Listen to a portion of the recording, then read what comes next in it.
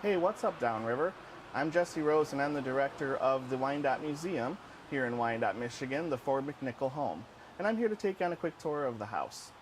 The home was built in 1896. It is a Queen Anne style. You can usually tell a Queen Anne by its tower, its turret, and its wraparound porch.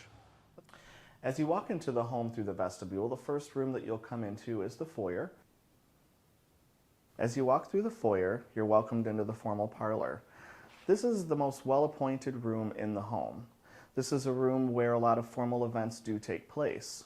In the month of October, we actually decorate the museum like we're having a funeral, because that was an event that actually did take place in the home at this time. As you move further down the hallway from the formal parlor, you enter into the library.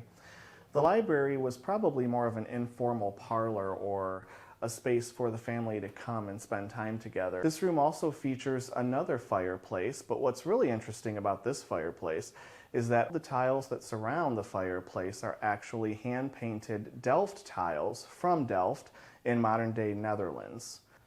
Further on down the hallway past the library, you find the music room. The music room contains two pianos, one an upright piano from Ontario, and the other a baby grand piano. Also pictured in this room is Eleanor Ford Torrey.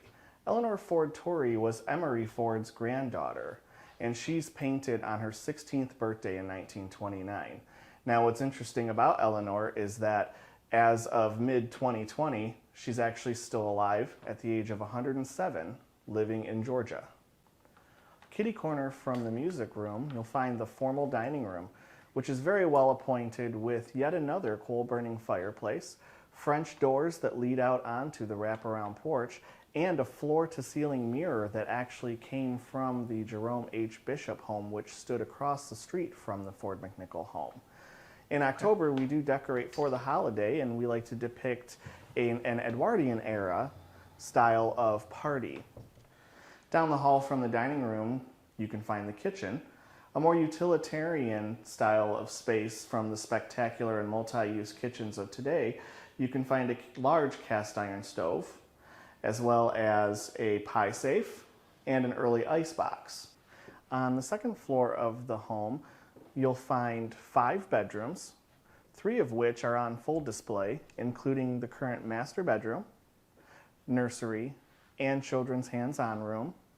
The 4th room is actually used as our gift shop. There's also a bathroom on this floor. Now, the master bedroom has several interesting features, including the fact that it is the only space above the first floor that has a fireplace, and the corner nook that is actually the external tower part of the home. The top portion of the home, the 3rd floor, features 2 bedrooms, 1 bathroom, and an expansive attic gallery. Now, in this particular space, you'll find many different parts of the city of Wyandotte, including items that deal with industry, such as the Eureka Iron Works Company, the chemical company, and Wyandotte Toy Company, police and fire, and even portions of items that belonged to or were worn by the Drennan family, which was the second family that lived in the home. As you go down to the basement in the home, we certainly have more of a museum feel as we show a chronology of the area and Wyandotte as a whole, dating all the way back to glaciers and before people, when the area was covered with seas and water and wildlife. And then we go into the first peoples, including the Native Americans and the Wyandotte tribe, where we also show some artifacts that some of the tribes people may have used, including a McCook and some projectile points and net weights.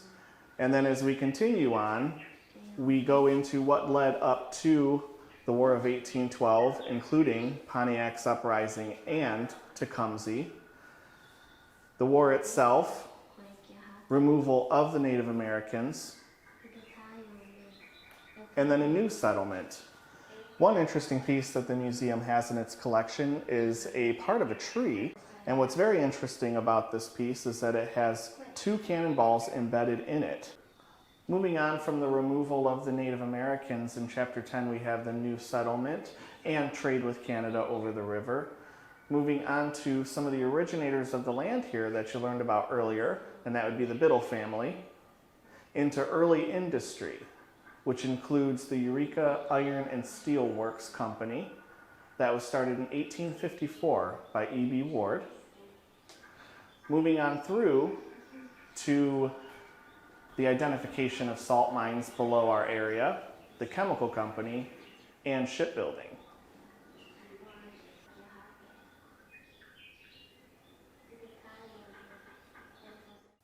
I want to thank you for taking this tour today.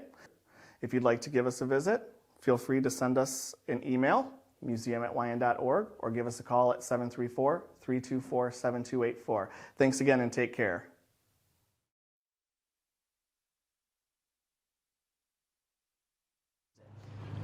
If you have any ideas for an episode, please shoot us an email at whatsupdownriver@gmail.com. We would really appreciate it.